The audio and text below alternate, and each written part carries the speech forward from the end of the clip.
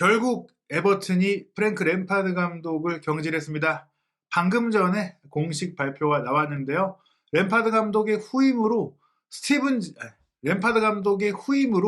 웨인 루니, 스티븐 제라드 같은 또 다른 선수 출신 레전드가 언급되고 있다고 합니다. 대체 어떻게 된 일인지, 그리고 램파드 감독은 왜 경질됐는지 지금부터 부버지 김현민 기자와 함께 팩트체크 사실만 소개해드리도록 하겠습니다. 우선 사실만 소개해드리도록 하겠습니다 하면서 제라드를 던지다니요. 예.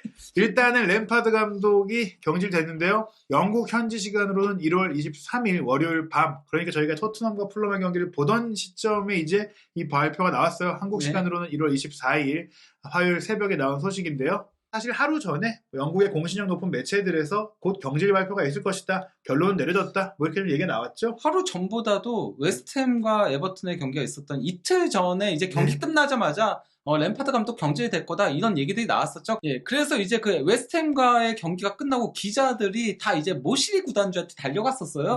그래서 램파드 경질 어떻게 되는 거냐 이걸 물어보니까 모시리 구단주가 나는 아무것도 코멘트할 수 없다 하면서 내 결정이 아니다 이러고 갔습니다. 근데 이때 보니까 아니 그래도 에버턴의 주식의 그 94%를 가지고 있는 사람이 내 결정이 아니다? 이게 대체 무슨 얘기지? 막 이러면서 말들이 많았었는데 어쨌건 간에 아무래도 그가 이사의 마지막 소집 그런 뭐 회의가 필요했겠죠. 그러고 나서 이제 경질을 발표하게 된 겁니다. 사실 제가 뭐 조금 개인적인 뇌피셜로 생각을 해보면 모시리 구단주는 램파드 감독에게 개인적으로는 애정이 있어서 좀 더 지켜보고 싶지만 내 결정이 아니라 이사회 전체와 또 모든 반응들을 봤을 때 내가 자르고 싶어서가 아니라 상황을 봤을 때 어쩔 수가 없었다. 안 그래도 아닌가. 경기 내내 그 에버튼 팬들이 램파드 경질을 외치기도 하고 그랬었죠. 그러다 보니까 더 이상 뭐 어쩔 수 없는 상황이었던 거였는데요. 이게 그와 흥미로운 경기였어요. 하필이면은 상대가 웨스트햄, 그것도 서로 이제 강등권을 놓고 경쟁하는 팀이었고, 웨스트햄의 감독은 바로 에버턴의 전설적인 감독이라고 할 수 있는 모에스였죠. 이때 웨스트햄이 18위, 또 에버튼이 19위였기 때문에 사실 이 두 팀이 이 자리가 아니라 원래는 이제 최소한 유로파 진출권에서 경쟁을 해야 되는 그런 팀들인데 강등권에서 싸우고 있었고, 또 이 경기에서 말씀하신 대로 모예스 감독이 이제 승리를 했는데 제라드 보웬이 오랜만에 또 이름값을 하면서 두 골을 넣었어요. 거기다가 모예스 감독이 끝나고 나서 나는 램파드와 더 오래 갔으면 좋겠다, 에버턴이. 그래가지고 에버턴 팬들이 또 엄청나게 성토했죠. 너 에버턴의 감독이었던 사람 맞아? 승점 3점 벌겠다는 소리야. 막 이런 식으로 깔아달라는 거냐? 이런 거 아니겠습니까? 약간 좀 그런 얘기가 있긴 했었죠. 램파드 감독 경질은 됐는데 사실 이제 지난 시즌 어떻게 보면 이제 극적으로 잔류를 시켰다고도 볼 수가 있고, 또 어떻게 보면 제가 개인적인 기억으로는 또 첼시에 부임했을 때 또 초반에는 좀 반짝이고 좋았던 기억들도 있잖아요. 물론 결과적으로 첼시에서도 좀 망하고 나갔고, 또 에버튼 나서도 감독으로서의 능력을 좀 입증하지 못했는데 좀 무엇이 문제였다고 볼 수 있을까요? 근데 에버턴 와서는 처음부터 못했어요. 처음부터 못하다가 이제 시즌 막판에 조금 살아나고 그랬던 거였는데요.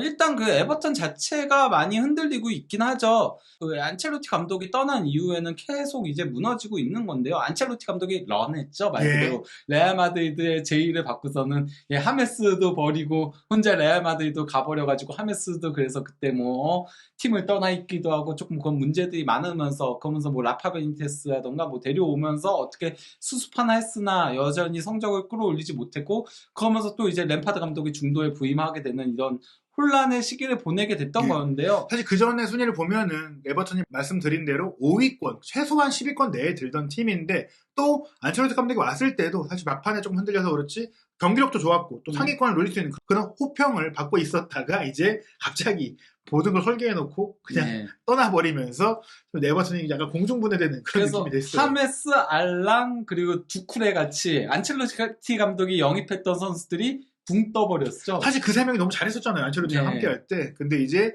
모든 계획이 깨지면서 수포로 돌아가면서 램파드가 왔고 수습에 실패했다. 일단 뭐 램파드가 경질된 가장 큰 이유는 성적인 건데요. 이번 경기가 정확하게 그 램파드가 에버튼 지휘봉을 잡고 38번째 경기였어요. 시즌을 거쳐서 두 시즌에 걸쳐서 경기하긴 했지만 한 시즌을 온전히 치렀다고 할 수 있는 숫자인데요. 24라운드 때 부임을 했었죠. 라파 베니테스가 경질되고 나서. 근데 이제 38경기에서 9승 8무 21패, 승점 35점인데요. 역대 그 81개 팀이 이제 강등이 됐어요. 근데 이제 19개 팀이 38경기 체제에서 승점 35점보다 더 그 이상이었던 거였거든요. 네. 왜냐면은 이게 그가 밑에 두 팀은 더 깔리니까. 그렇죠. 35점이라는 승점은 잔류냐 아니면은 마지막 강등 카드냐. 이거 17위, 18위 놓고 왔다 갔다 하는 성적이라고 보면 되는 거거든요. 네, 특히 지난 시즌에 번리가 승점 35점으로 강등이 됐으니까 네. 램파드 감독의 38경기 성적으로 보자면 이건 강등 성적이다. 네. 그러니까 중도에 부임했던 뭐 지금 중도에 어떻게 됐든 어떤 변명을 하더라도 램파드 본인이 책임진 경기에서는 강등권을 벗어나지 못했다는 얘기예요. 예, 그리고 이게 뭐, 그니까, 과거 그 프리미어리그 미드필더들, 전설적인 미드필더들의 이번 시즌, 감독들, 승률인 건데요. 뭐, 이거 보더라도, 램파드가 가장 떨어지죠. 15%로. 사실 뭐 저는 이제 이 말을 굉장히 이제 흥미있게 생각했는데 과르디올라 감독이 최고의 미드필더는 이미 감독 수업을 받은 것이다. 이런 얘기를 했었고 그것에 맞는 인물은 아마 미켈 아르테타. 아르테타 감독이 올 시즌 아스널을 정말 대단하게 이끌면서 선두를 좀 달리고 있고 승률도 84%. 그런데 뭐 다른 미드필더들 마찬가지로 아르테타보다 어떻게 보면 아르테타보다 아스날에서는 훨씬 더 성과를 그렇죠. 잘 냈던 비에라는 승률 30%. 물론 뭐 네. 지난 시즌에 나쁘지 않았어요. 뭐 이 감독들 중에서는 괜찮은 편인데 스콧 파커는 25% 경질이 됐죠. 일찌감치. 제라드 18% 에스턴 빌라에서 경질됐죠. 램파드 15% 이제 경질이 됐습니다. 경질 릴레이입니다. 네, 특히 그렇죠. 이제 제라드 램파드는 잉글랜드 프리미어리그를 대표하는 최고의 미드필더였고 잉글랜드 대표팀을 대표하는 최고의 미드필더였는데 나란히 올 시즌에 경질되면서 자존심을 구겼습니다. 네, 그리고 필로도 힘든 감독 경력을 이어가고 있는 상태인 거고요. 근데 이제 부임하자마자 일단 안 좋았어요. 이게 밑에서부터 위로 이렇게 일정을 봐야 되는데요. 어쨌건 간에 부임하자마자 리즈전 승리 제외하고는 연달아서 패하면서 안 좋게 시작을 했었거든요. 근데 이제 시즌 막판에 간신히 이제 잔류를 하게 된 거였어요. 잔류하게 된 것도 저는 이때 히샬리송이 그나마 조금 중요 순간마다 골을 넣어줬고 픽포드가 미친 선방쇼를 펼쳤거든요. 이 그렇죠. 시기에. 그래서 저는 픽포드 빨이 좀 있었다라고 생각을 했었어요. 경기 내용은 여전히 안 좋았는데 파이브백으로 완전 진짜 내려앉으면서 그러면서 픽포드가 우주 방어에 히샬리송의 한 방으로 간신히 잔류를 했던 거였는데요. 하지만 그 당시 그래도 맨유한테 이기기도 했었고 또 중요했던 이 강등이 결정된 순간에 첼시도 잡고 나름 이제 인상적인 결과를 내면서 그래도 램파드 감독 그래도 마지막 자존심을 지켰다 뭐 이런 얘기였는데요. 하지만 그래도 램파드 감독 부임하고 나서 도리어 성적 추이는 더 떨어졌었거든요. 그건 24라운드 때 이제 부임을 했었다라고 했잖아요. 그럼 보시면 아시겠지만은 베니테스 감독 그리고 또 이제 덩컨 퍼거슨 그 임시 감독 체제보다 더 안 좋았어요. 순위 자체는 그냥 근데 강등까지 내려갔다 올라가서 그렇지 처음에 저기 내려갔던 게 본인이 내려 보낸 거였거든요. 그렇죠. 사실 강등권으로 이러다가 떨어지겠어 해서 감독을 바꿨는데 떨어뜨린 장본인이었다. 물론 뭐 잔류를 시키면서 결국에는 뭐 유종의 미를 거뒀는데 이제 그 뒤에 중요했던 게 여름 이적 시장에서 그런 보강을 해주는 거예요. 램파드 감독이 그래도 중도에 왔기 때문에 자기가 짠 선수단은 아니었다고 할 수 있겠는데 올 시즌은 어땠나요? 그냥 뭐 보강은 충분히 해줬어요. 뭐 그러니까 일단 오나나하고 맥닐하고 그리고 가너하고 게하고 미드필더 라인은 상당히 많이 보강을 해줬죠. 그렇죠. 그리고 또 이제 최전방 공격수 무페이 저건 왜 하는 건지 모르겠지만요. 그리고 이제 센터백 라인도 타르코프스키하고 이제 코너 코디를 데려오면서 보강을 많이 해준 편에 속해요. 지원이 없었던 게 아니었거든요. 게다가 뭐 게이 같은 경우도 파리 생제르맹에서 후보로 밀렸지만 그래도 수준급 미드필더 검증된 선수고 또 타코스키하고 코디 같은 경우도 프리미어리그에서 꾸준히 높은 평가를 받고 있던 램파드 감독이 원해서 영입한 선수들이잖아요. 문제는 이제 맥닐이 상당히 별로 안 좋기도 했었고요. 무페도 그렇고 뭐 갈수록 선수들의 동력이 떨어지는 문제들이 있긴 했었죠. 그나마 이제 초반에는 안 좋은 게 이해가 갔어요. 왜냐면은 여기가 수비 쪽이 완전 초토화됐었잖아요. 그것 때문에 급하게 코디도 데려온 거잖아요. 그래서 초반에 안 좋았던 거는 어느 정도 이해가 갔었고 그 다음에 조금 반등하면서 램파드 이번 시즌 그나마 그것도 중원을 이제 그 오나나랑 걔랑 이제 이워비 이렇게 세 명으로 중원을 잘 짜면서 그나마 조금 올라오는 듯 싶었는데 다시 이제 패하기 시작하면서 그러면서 쭉 내려가는 모습들을 보이기 시작을 한 건데요. 사실 월드컵 전까지만 하더라도 또 10위권까지 넘볼 수 있는 그런 흐름이 가다가 월드컵 이후에 폭망했다. 월드컵 시기 동안 대체 뭘 한 거냐. 또 이런 지적까지 받았는데요. 최근 성적이 특히 안 좋은 건데요. 프리미어 리그만 놓고 보더라도요. 2무 6패로 승리가 없고 8경기 연속 승리가 없고요. 이걸 이제 공식 대회로 다 따지면은 리그컵하고 FA컵에서도 탈락을 하게 되면서 10경기 2무 8패. 이 정도 성적이면 경질을 안 당하는 게 그렇죠. 이상하다. 경질이 예. 될 수밖에 없다. 그렇죠. 그러면서 이제 램파드 감독이 에버튼 지휘봉을 잡고 공식 대회 44경기 12승 8무 24패. 그게 승률이 27.3%니까 강등권에 해당하는 성적이고 이제 기록인데 에버튼이 그럴 팀은 아니잖아요. 물론 네. 지난 시즌 간신히 잘 비웠기 때문에 위기 상태였다고 하더라도 에버튼이라는 팀의 명성과 스쿼드의 상태랑 이런 것들을 봤을 때는 투자 규모를 봤을 때는 이 성적을 유지하는 건 감독의 잘못이다. 램파드의 저는 가장 큰 문제는 그거라고 생각을 해요. 뭐냐면은 그러니까 일단 강경 유지를 잘 못해요. 그러니까 압박을 할 때도 앞에는 압박을 많이 하는데 뒤는 압박을 안 하다 보니까 중앙이 조금 비는 장면들이 이게 첼시 때부터 에버튼 때까지 조금 전체적으로 이어져 오던 현상이기도 했었고요. 또 이제 위기 순간에서 팀을 좀 반등시키는 걸 잘 못해요. 여태까지 항상 보면은 무너질 때 밑도 끝도 없이 무너지거든요. 그냥 바로 지금과 같은 슬럼프. 첼시 때도 그랬던 거였잖아요. 뭔가 본인이 그래도 경험이 많은 감독인데 그럴 때 선수단을 끌어올리는 모습들을 보여주지 못한다. 그러면서 그 악순환이 반복될 때가 많아요. 그러면서 사실 간격이 계속 벌어지는. 사실 이런 선수 출신, 명선수 출신한테 기대하는 것은 전술 전략이 조금 떨어지더라도 그런 부분들을 코치에게 맡기고 본인의 선수들의 멘탈 관리라든지 이런 위기 상황에서 노하우를 좀 큰형 같은 또 한 명의 팀 내 주장 같은 역할을 해주길 바랬는데 멘탈 관리가 안 됐다는 것은 더 이상 램파드 감독을 유지할 수 있는 이유가 없다. 그러면서 이제 램파드 감독이 경질이 됐고 후임 감독에 대한 얘기들이 나오고 있는데 뭐 지금 놀고 있는 많은 감독들이 지금 언급이 되고 있습니다.